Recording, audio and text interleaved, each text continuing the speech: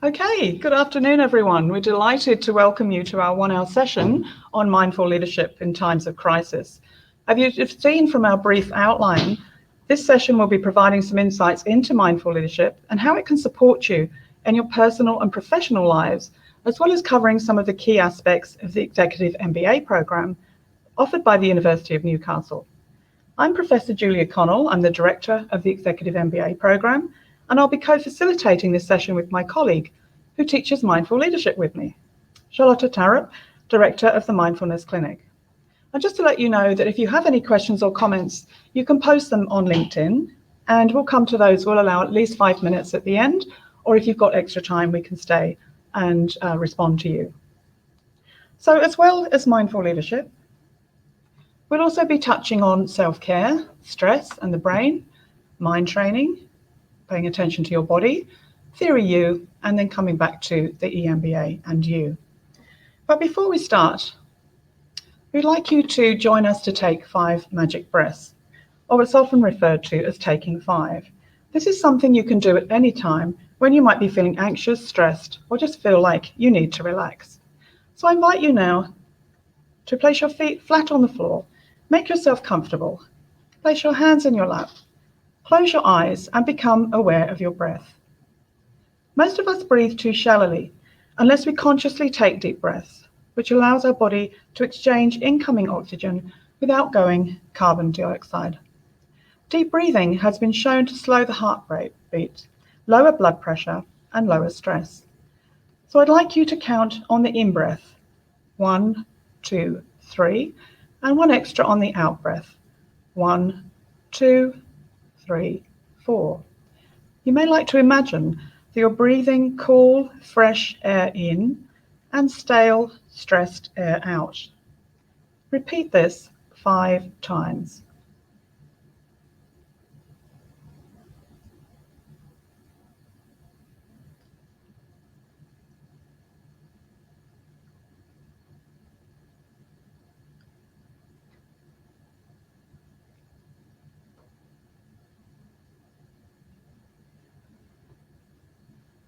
Now that you've taken 5 magic breaths, I'd like you to rub your hands together and place them over your face.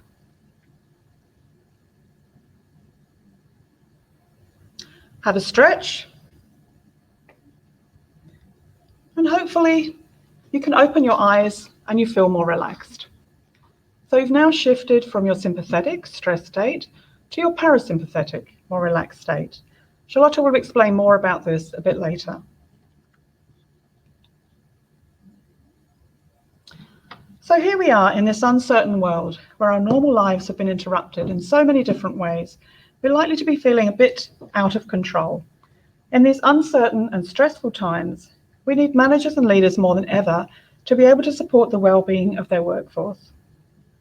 During this current crisis, as leaders, we've not only had to deal with our own work challenges, such as potentially keeping our business afloat, leaders have also had to help their staff transition to working from home, or potentially trying to school their children and grapple with new technologies. This is why it's important to make sure that leaders take care of themselves if they're effectively to lead others. As you know, when you're on an aeroplane and you're having a safety briefing, you're asked to put on your own oxygen mask before you can help anyone else. And the same instructions apply here. This is where mindful leadership can help. To model self-care and support your staff, you have to take care of your own needs. You cannot show compassion if you're too stressed to be kind to yourself. The practice of mindfulness has changed my life for the better, and we want to share with you today how that might be able to do the same for you.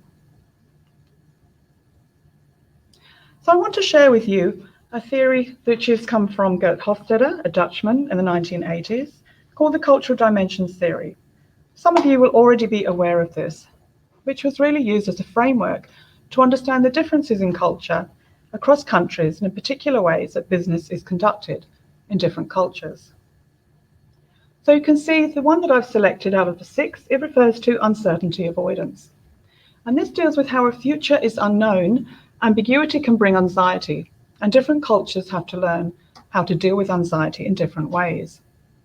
So cultures with high uncertainty avoidance scores try to minimize the unknown through unusual circumstances, making change, implementing rules, laws and regulations, very much as we've had to deal with right now with the COVID-19 crisis. So I've added some scores below on the dimension. You can see that Australia is 51, Japan and the Middle East score very highly, China 30, the Netherlands 53, and Denmark 23. So quite a bit of variation amongst those countries. So if you want to know more, you can check out this link and you can look at different countries that you might be interested in and see how they might score on this dimension. But a particular example related to a period when I worked in the Middle East, and I was asked to address a group from the consulate in Afghanistan who were meeting with some Dutch business people from then ABN AMRO and Royal Dutch Shell. They wanted to invest in their country to help them rebuild. I was asked to help to identify where they might have cultural differences and they might need to be made aware of them to help them through the business processes. And it was uncertainty avoidance that was the most relevant here.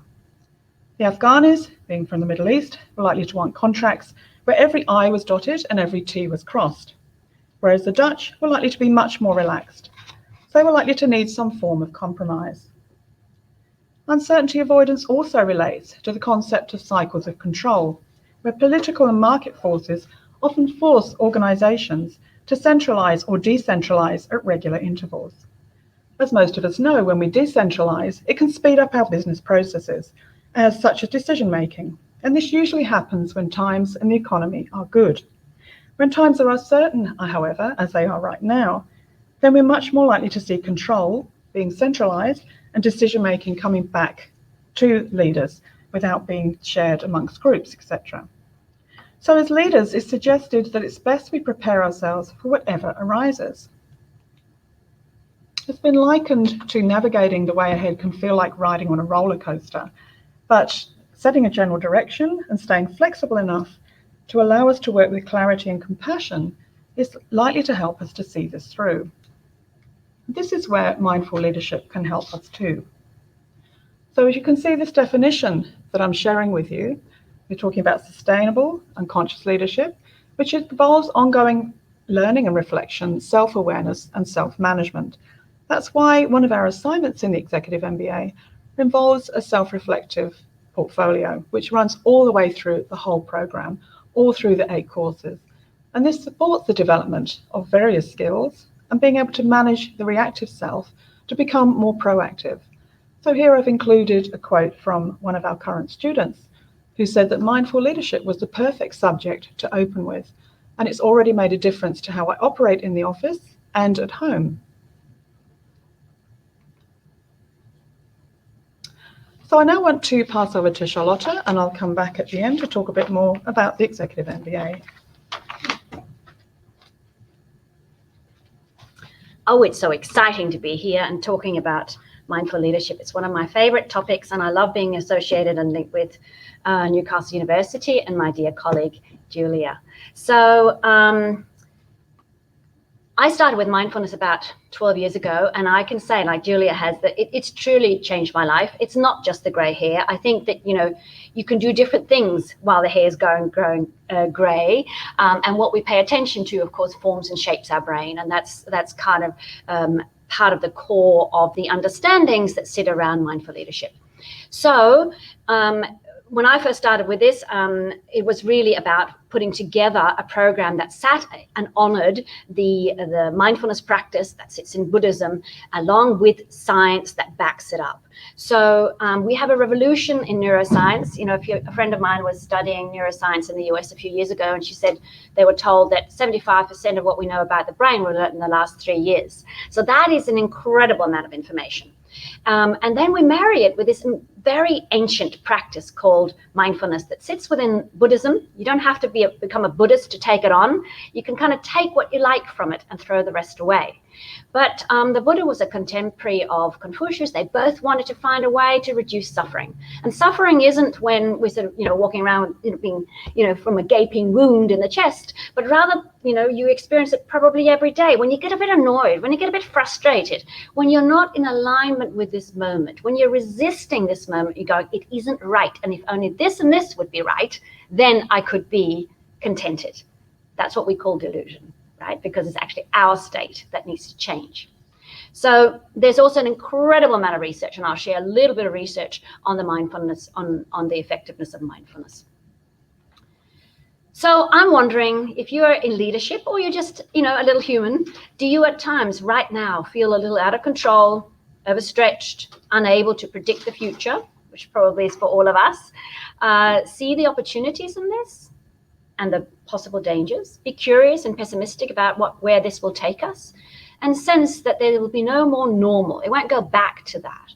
And some of this you nod to, some of it go, Irrespective, there are some big issues about our future that we kind of have the opportunity to wake up a little.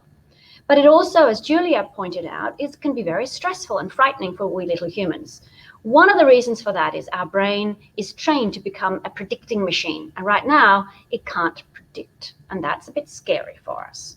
So let's check in how scary it is for you if you just tick which of these elements of stress apply to you.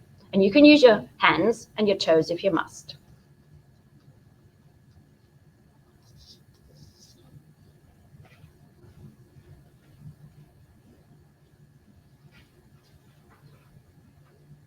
Okay, hope you're ready.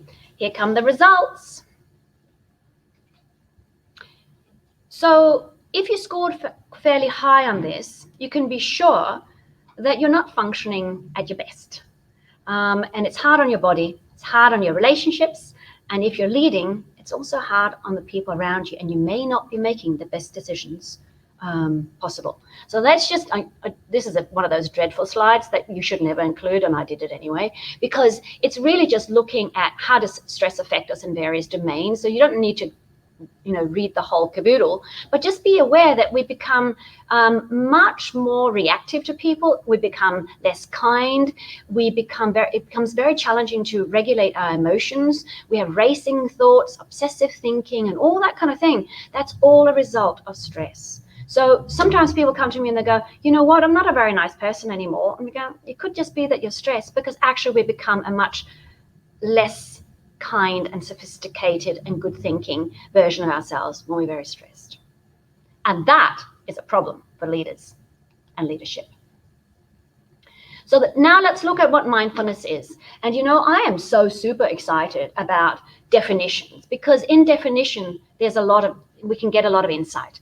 So I'm Danish, and I was curious one day, I noticed that word M-I-N-D-E in Danish is minde, that it means memory.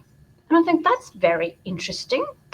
And then I went back to the old Pali script that sort of had of which a lot of the mindfulness material is translated from. And their understanding of the word mind is not thinking, it is actually memory. And memory being body, feelings, and thoughts. Because I was a bit annoyed in the beginning. I thought, is this thing called mindfulness actually a poor translation, that is thinkfulness? But actually it's not. It is that mind is memory. Mind is a system that helps us kind of survive and get our needs met in this world. So the practice of mindfulness is then therefore the practice of being aware of our memory, of our past that is organized in an avoid and approach context. And we don't have time to go into that now, but it is quite fascinating in terms of that. That comes into how our brain functions.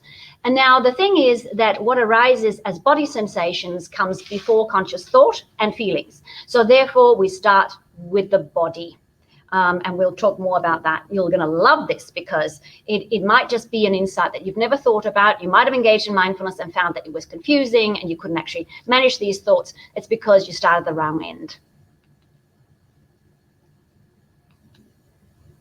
So I'm not going to, again, go into the nitty-gritty of this research, but when you're looking at findings about the effectiveness of mindfulness programs, it's important that you are not just looking at somebody who's meditating or sitting calm for half an hour and then basing a lot of findings on that. Rather, we have to look at 6 to 8 week long programs of daily practice in order to get the results that mindfulness offers. Because mindfulness is not something you read yourself to, it is a practice. It is a practice of having our awareness change our mind to change the way we function.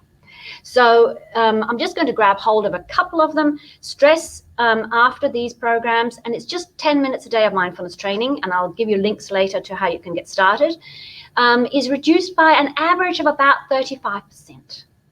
That is really, really substantial. The same with focus and attention. Our ability to manage our attention goes up by about a third. And I'd like you to take a moment to just consider what would be different in your life if you could manage your attention better. If you didn't just get swept away in negative thinking at times, if you could interrupt that and come into calm, if you could allow your attention to rest on beauty, on kindness. In other words, where we place our attention is how we get our life experience. So it's absolutely crucial that we're able to manage it. And yet most of us are not. We're getting fairly close to goldfish, which is not good news. And that's also why where we start with mindfulness is actually attention training. So mindfulness wouldn't work if it weren't for neuroplasticity. Now, neuroplasticity is simply this observation that we have made that the brain changes through what it pays attention to. Now think back to the previous slide. If we're poor at managing our attention, how is the forming of our brain? It would be fair to say it's not informed, rather that it is just kind of willy-nilly with a negative bias, because we always have to be more alert to the dangers than the delights. For survival reasons, it's more important that you react very quickly to a rustle in the bushes that could be a dangerous creature than that you think, oh, I really like strawberries, right? So it'll always scream the loudest. So I'm going to tell you a little story here about the power of neuroplasticity. So this was a guy who was out from the US a couple of years ago, and he was sharing the story about his 89-year-old mother, whom he described as a typical Jewish mother, always whinging and complaining. His words, not mine. And he was inspired by gratitude while he was there. So he said to her, Mum, do you know that this gratitude makes you healthier, happier? It improves your relationships. You become more creative. It can even help your career. There's kind of nothing it's not good for. And she said, it's just a shame it's too late for me, isn't it? And he said, well, what if it wasn't? Would you give it a go? And she said, all right, you tell me what to do and I'll do it. So he said, what we're going to do is every time you whinge and complain, I'm going to say, and then you have to say, and I have a blessed life. He said, we have never laughed more than that week because all I could do was go, and all she could do was go, and I have a blessed life, and I have a blessed life, and I have a blessed life. He left after a week. He got the neighbor to keep going. And 5 weeks later, his sister rang and said, what have you done to Mum? She's changing. 5 weeks, right? After 89 years of training in another direction. And so 2.5 years later, she's dying and she's lying in hospital. He goes to see her and she's looking very peaceful. And he just sits there looking at her. And when she comes to, he says, Mum, I'm wondering what you were thinking. You looked so peaceful. And she says, nothing, darling, only the occasional blessed, blessed, blessed. And so that's neuroplasticity in action. That even at 89, when she started to manage her attention, to pay attention to something else than misery, it changed, in effect, her life experience. So those neurons that are trained via clearer and stronger signals, even on her deathbed. So how your brain functions, the thoughts that pumps out, is a function of what you've paid attention to in the past. So that's why we start our mindfulness practice with training our attention muscle, and that is the prefrontal cortex and the anterior cingulate cortex. They are the two elements that are involved in that. And so when we don't have time today to do this, but I'd just like you to just sort of sit and just allow me to go through it, what we actually do. We bring in a certain attitude, an attitude of non-judging, of acceptance, saying yes to this moment, and curiosity and kindness. We're really bringing in an attitude that brings a comfortable relationship with this moment. Then we go to the body and the breath. Now, I'd like you to just pinch in this skin here. My boys call it my angel arm bit things. So just pinch a little bit there. Pinch so it hurts. Now see if you can shift the attention to the fingers that are pinching. That's hard, right? Because what screams the loudest? The pain. Remember, we're trained to avoid pain. But what this means is that when it comes to the body, we are looking at the sensations, not a story, but the sensations, whether that be the fingers or the arm, the sensations of the body, right? Not a story, beyond words, the sensations. Incidentally, if you are prone to panic attacks, this is a really useful little trick to interrupt them, and you can do it just very discreetly. And then we come into the breath, and we just notice the breath as it arises and drops, and you just allow your attention to kind of do that ride. So you gently place your attention on the breath, just following it. And then because our attention is so poor, we then bring in counting. So you count at the end of the out breath. So to start this exercise, we would go, notice breathing in, notice breathing out, and then we'd go 10 at the end of the out breath. Then we come to the next breath. We notice breathing in, we notice breathing out, and then we go down to 9, and so on down to 0 and back up to 10. So this exercise would be 20 breaths. Now, when the mind wanders and goes, oh, I'm out of milk, oh, I'm running late for that, or I shouldn't have done that, I shouldn't have said that, you go, we're not paying attention to that now. We're coming back to the breath and the counting. And that is training your attention muscle. So it helps you to notice how wandering the mind is, and actually to start to take control a little bit. So that's the starting point of mindfulness. It's only the starting point. Okay. And you can find these exercises on my website. They're free to download if you'd like to get started. Now, so let's look a little bit about the brain in terms of understanding how we function. Now, Kahneman's work talks about two kind of tracks that we function in. We're either in the super fast autopilot track, or we're in the more conscious, more deliberate. Now, think about it coming back to leadership. If we're saying that the subcortex, the fast track, is based on our past, you make a decision based in that, and you may be lucky that it's a good decision, but it's not fully informed. It's just based in your past and your gut and what you've experienced in the past, right? So think about how important it is to be able to switch across. Now, in mindfulness, we stimulate and encourage, if you like, the higher levels of functioning. So let's come back to just looking for a moment again at the reactive. The red bit that you can see there on your slide, that's a reptilian brain. It's all about avoiding danger. So if there's a loud noise, what happens to you? That's right, you jump. You don't go, oh my goodness, that was a loud noise, now I'm going to jump, do you? So that shows you again, body comes before conscious thought. It has to for our survival, right? So remember that. It's about getting away from danger. And then the mammal or the limbic system is about moving towards what I think is going to feel good. So they're the basic two drives that drive our behavior within the reactive. The reactive happens super, super fast. You know, all those times when you've done something, I don't remember actually doing that, but you might have driven somewhere and go, I can't remember seeing anything on that drive. No, because we're lost in thought, and the automated way of functioning just does it for you. And then we have the other way, which is the slow, deliberate track, which is the cortex. And in that, it's kind of the connecting part of our brain. So our senses are there, how we tune into the world. Also empathy and language and all of those goodies. Now, what I've just said to you, take it with a grain of salt, because the brain is much, much, much more complicated than what I've offered here. But it is a really good general map to understand some of our functioning.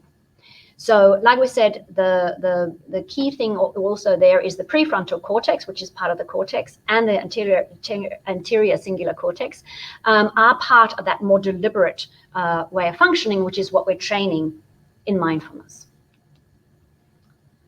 And so there's another way of understanding that, and that is the 3 emotional regulation system, which is work by Professor Paul Gilbert.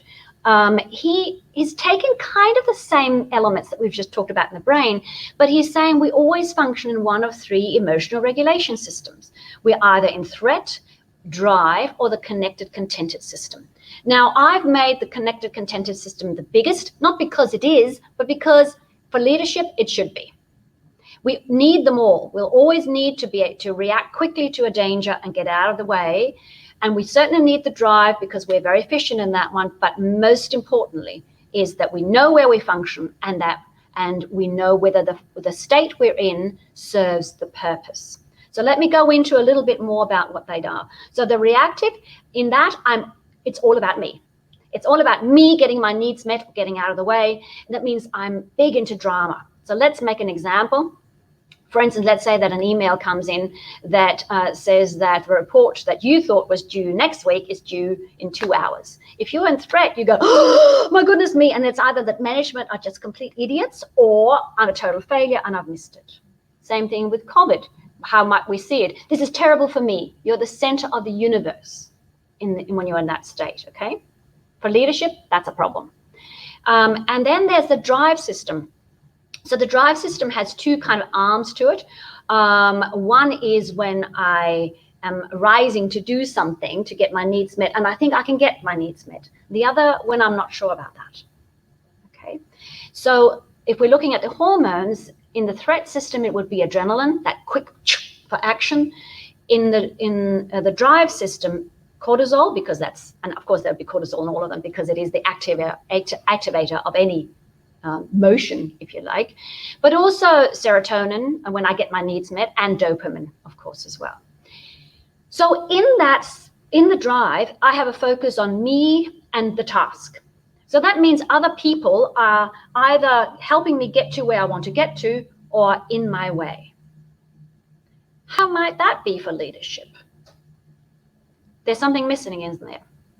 Right? There's not a breadth of understanding. And it is very charged as well. It's very, very reactive. Both the threat and the drive are reactive. Okay, remember, I think about me and my needs when I'm in drive. Anyone who speaks to me from that, I sort them out, wanting to get rid of them or helping me get to where I want to get to.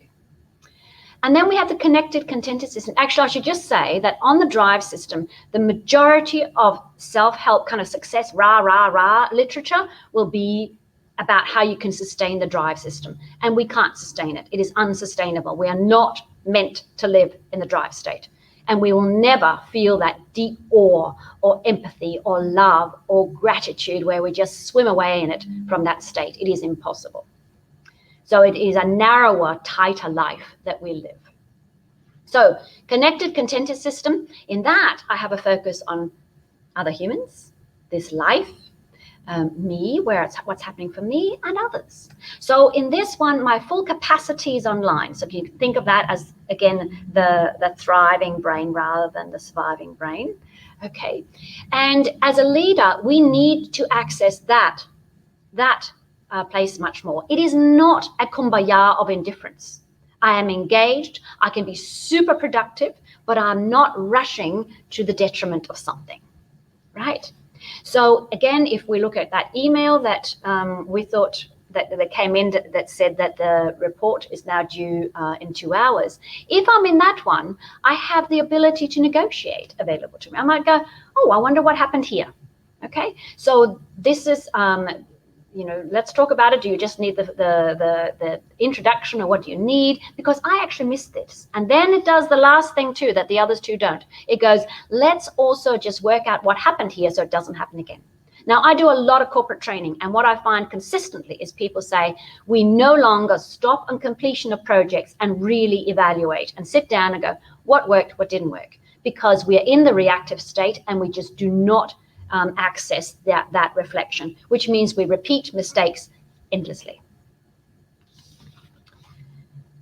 So another way to say this in summary is to kind of go, mindfulness is the practice that's helped us shift out of the reactive way, that reactive relationship with the world, into a more conscious, a more responding way to this. We can't change the world, right? But what we can do is work on our relationship to it. That is what mindfulness does, right? So that there's a lot less drama. I used to be a super drama queen. I just don't do drama anymore, which makes life a little easier. And of course, parts of that is self-awareness and self-management, which is what we're training in the mindfulness training. So then coming in and bringing in what Julia started talking about, which is, of course, leadership. And again, in that space, there are so many fads. But what we're curious about going, what has been consistent throughout time? So we go right back to the ancient Greeks and the Chinese and go, what did they say about leadership? And what is the consistent message in all good leadership material? And that is very, very clear. It is about delaying gratification. And now you've got something to hang this on. You're going, ooh, that means not sitting in my reactive self, right? See longer terms of effects of action. Again, if I'm in my threat or drive, I wouldn't be able to do that. And being able to quiet the mind, to be still, right? So those elements tell us that it is essential that we, as leaders, learn to manage the mind. In behavioral terms, we're drawing on Posner and Kouzes' work, where they sent 3 million pieces of data. They collated 3 million pieces of data to come up with 5 practices of good leadership behavior. And out of those, they realized that there are 2 non-negotiables. Leaders can do everything else really well, but if they don't do this, it won't work. And they are always treating others with dignity and respect. Now, think about that for a moment. You may have worked for organizations that you thought, this is a fantastic organization. But then some interactions mean that you go, I'm out of here, right? What is it you also erode? It's trust, it's being seen, it's the basic needs that we have as humans as being treated with dignity and respect. And do what you say you're going to do. They're the 2 main ones. And again, for leaders, that means we have to self-manage and be aware in order to have this as our consistent behaviors. So then, how do we know what state we're in? Do we rely on thoughts? Thoughts are so terribly unreliable. No, we don't. The body. The body is our one totally reliable source of information around where we're at. It can't lie, whereas thinking is so unreliable. It's contextual. So this is work by Professor Pat Ogden, who observed that the reactive self, the language of that, is the body. And let me just give you an example. My brother's an actor in Denmark, and one day he said to me, do you know that if you imagine you put your tongue on the desk or your tongue on the carpet, then you know what it tastes like, don't you? Why do you know it? Because you had it in your mouth when you were 1.5. And the body still remembers. It remembers because it stored everything that's ever happened to you. And you can also just think about a really embarrassing moment and whoosh, there you go. The body will react to that, right? You can work the other way, suggesting something this way. But the majority of time, remember, we spend 95% of our times we're in reactive mode. And that means the body is constantly speaking to you. And I can tell you right now, even if you think, I'm not really stressed by this COVID-19, your body is. You might go, this has been really great, we've relaxed. Yes, and that doesn't negate the other. But your body is also aware that there is something afoot, right? So the body will tune into this through what we call neuroception. So the body is going to tell you where you're at. So in threat, of course, you're going to notice it very acutely. In drive, it's like the next. I never knew I was that anxious until I started with mindfulness, because I thought I just needed to get the next thing done and the next thing done, and then I'd be fine, which of course never occurred, because as soon as I sat down, it was the next thing. I didn't realize that was anxiety. That was in the grip, living in the grips of the drive state. So the body is your source of true information.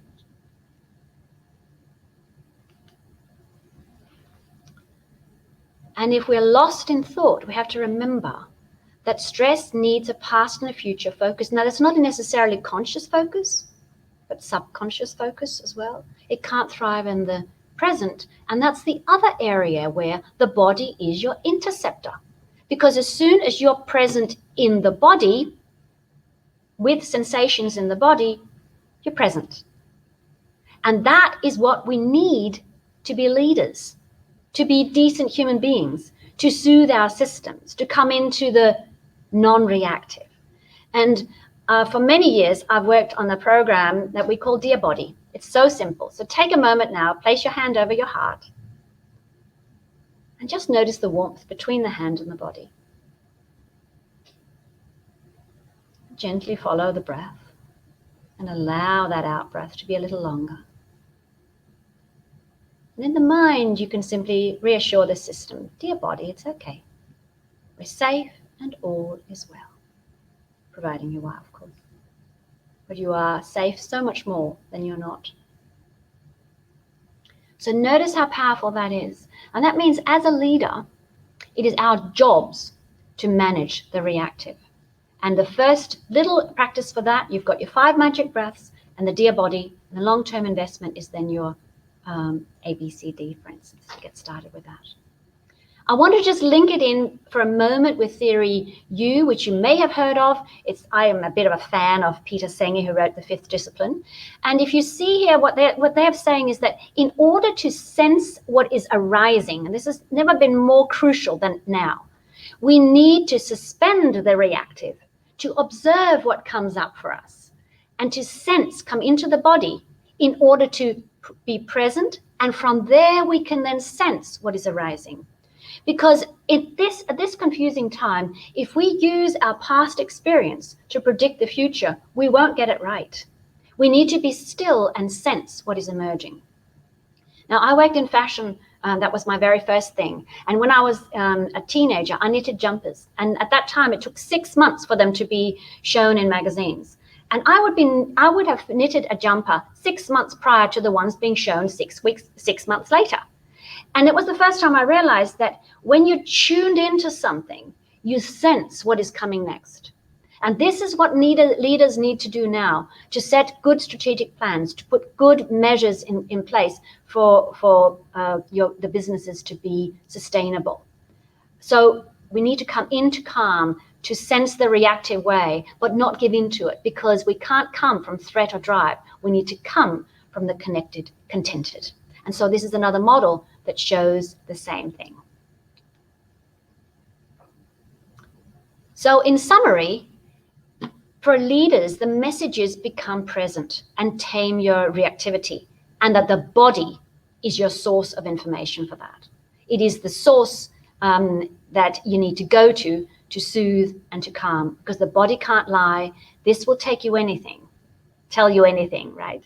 So, and that the reactive is what we've seen consistently throughout time is what needs to be managed. And there you have your non-negotiables.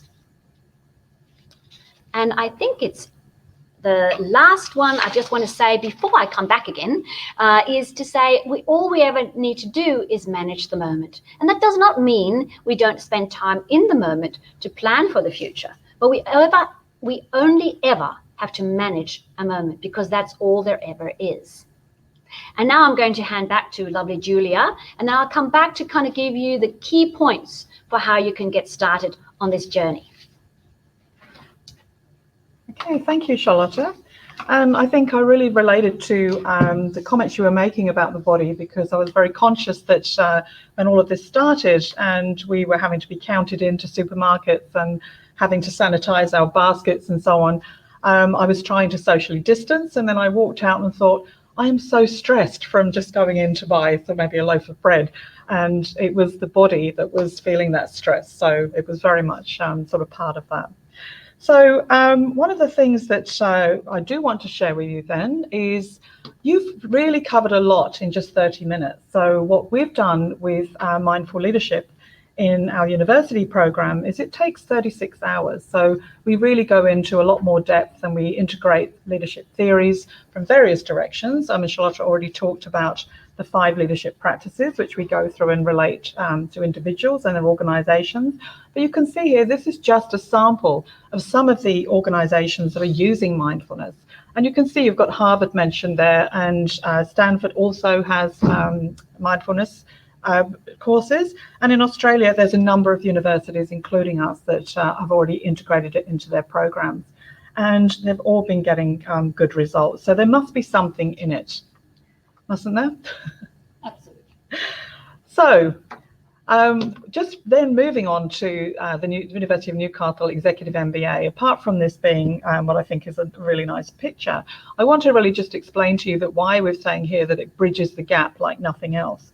And one of the reasons is that before this program was designed, before we went out and decided what should be included in it, we spoke extensively to ex-students, current students, we spoke to employers, we spoke to industry, and said, what is it that you want? And overwhelmingly, we heard that from the postgraduate students, many of them from our research anyway, they want to do MBAs to actually accelerate their career, so they'd either like to move on in their current organization, or maybe they'd like to change their job altogether. Whereas employers, they want employees to have skills that they think have immediate impact on the business, and they don't want it to take a long time. So we were told something relevant, that's something that they can go back into the workplace and use almost immediately, and something that is not too long. So that's what we put together with our program. And again, there's research that shows us that this is one of the reasons why employers had not been supporting MBAs and executive MBAs or other programs in the past, because they didn't see the relevance of them, the lack of real world impact. So again, we've made sure, as we'll come to in just a moment, that all of our programs, they're taught not only by expert academics, but we bring industry into the classroom as well to share their current expertise, or contemporary expertise, I should say. So why the University of Newcastle EMBA? And as what we said, is really much is about the C-suite. So if people study with us, we are going through the accreditation process of the Institute of Managers and Leaders, and at the end of this year, because this has just started in February, we will have the Chartered Manager status for our graduates. So it means that many people will do studies in management at the moment, and they won't end up with necessarily letters after their name, but here you can actually say you're a Chartered Manager on completion. So as we said, it's co-designed. The assignments are actually co-designed also, and that happens with our student, with the industry sponsor, who is usually the workplace employer.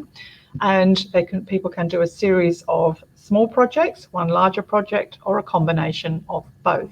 So we ask people to think about where they'd like to take their business. It could be even their own business, or where they see challenges that they would like to work on that are relevant to the business, the sector, or the organization.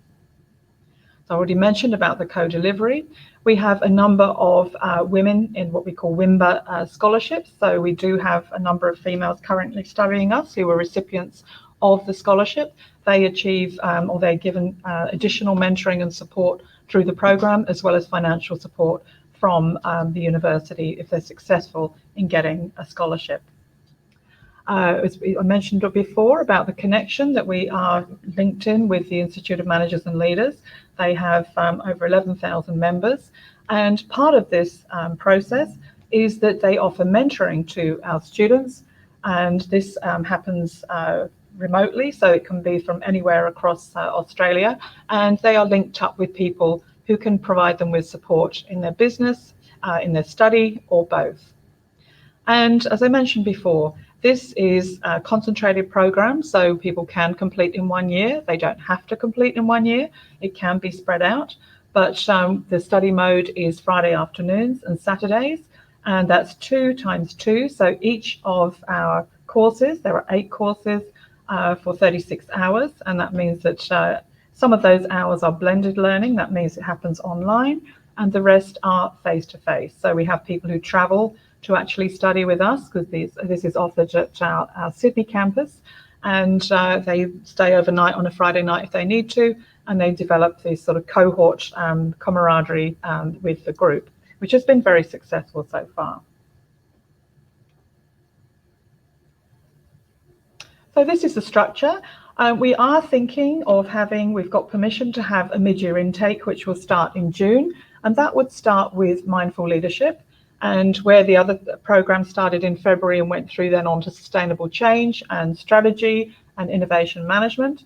This one will start with mindful leadership and then go on to project design and pick up and finish the following June with the remainder of the subject. So the final course here, which is executive consulting for managers and leaders, is bringing everything together from the whole program.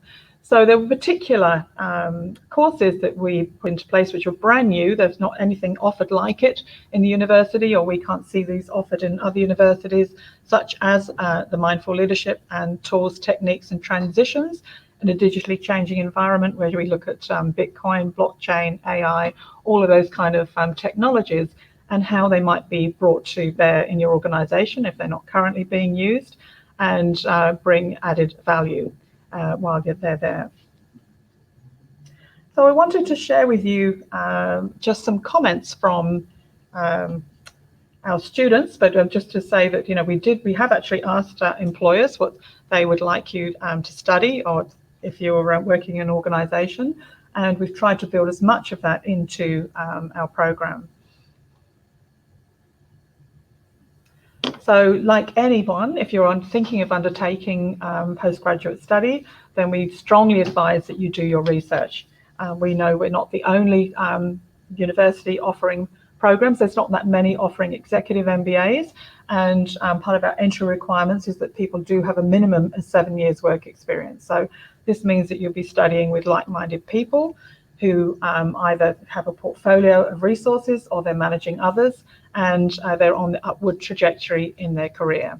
So we found the people that are studying with us currently, they're saying they're impressed with the program. The University of Newcastle is AACSB accredited in our faculty in business and law, and we're a high-ranking university, as you'd be able to see if you're not familiar with what we're doing. So students have said here, the experience has been great. The classes are small. We didn't compile this subject as a moneymaker. This has been very much about sort of appealing to a different part of the market, and we do cap the numbers. So we're never going to have large classes.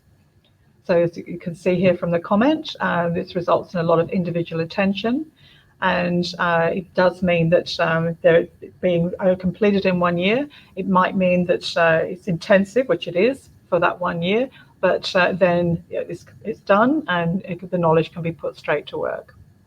So continue with the comments. It's helping people to make business decisions, and we can see that particularly in the environment we're working in now, as I mentioned before about the uncertainty, and so did Charlotte, it's really helping people with practical skills as well as getting through the accreditation needed for the program. So as with mindfulness, you're not going to probably be able to make any change overnight. So that's why I'm sort of sharing this particular PowerPoint with you to say, think about, if you come in today because you're curious, you just want to know a little bit more, and you're thinking, okay, this might be something I might think about now, or maybe the next intake for next year, if you're thinking of studying with us, which will start in February 2021, then I encourage you to find out more, go onto our website. You're very welcome. I'll be sharing my email address at the end for you to ask questions and share that with us. But I mean, maybe commit to an action, and I'm going to pass back to Charlotte in a moment just to summarize with what to do next if you want to start on the mindfulness path, and then really think about committing, writing it down, and taking one step at a time, and so that you do make a difference after you've checked in with us today.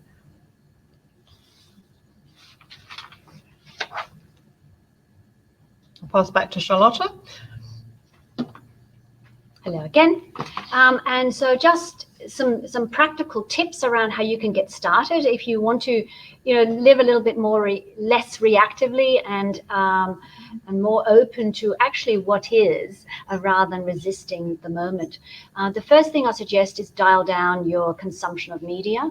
So doing an electronic-free first hour and also last. We need to protect the mind. Somebody said to me in the 15th century, sort of an average human was exposed to the same amount of information in a whole lifetime as we are exposed to in 1 day.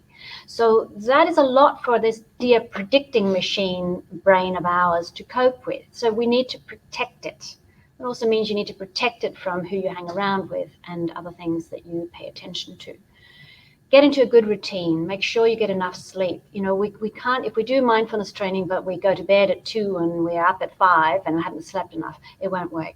The body always comes first. And that's why we need to make sure that we manage it so that we get enough sleep and that we then also move. The body is designed to move. In the moving, we also release stress hormones. So it's really important that we release, they exit, right? So it's really important that we move. And then the mindfulness practice, I would suggest just try it. Give yourself a challenge and say, I'm just going to do it for a week or two. Download the ABCD or the body scan. They're all on Spotify or on iTunes or on my website. So our podcast channel is at Mindfulness Alive, and you'll find them there, and then just see how it goes for you. There's also some very, very tightly guided little ones called Mindful Mini Moments. If you are experiencing that state of overwhelm, then it's 2 to 4 minutes of calming you down.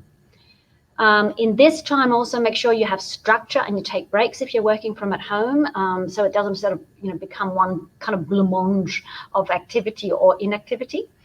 And also start doing something you love during this time where the world is changing a little bit. We need to get our, life quality back.